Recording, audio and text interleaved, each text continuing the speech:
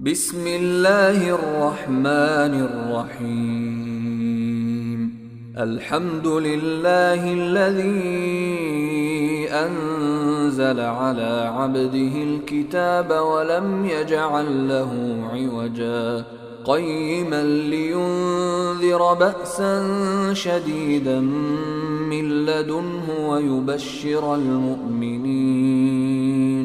ويبشر المؤمنين الذين يعملون الصالحات أن لهم أجرا حسنا ماكثين فيه أبدا وينذر الذين قالوا اتخذ الله ولدا ما لهم به من علم ولا لآبائهم كبرت كلمة تخرج من أفواههم إن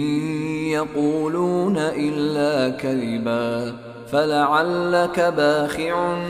نفسك على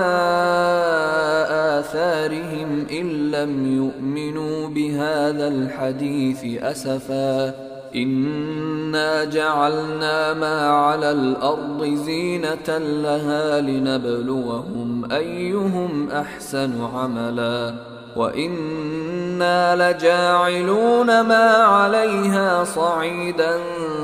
جرزا أم حسبت أن أصحاب الكهف والرقيم كانوا من آياتنا عجبا إذ أوى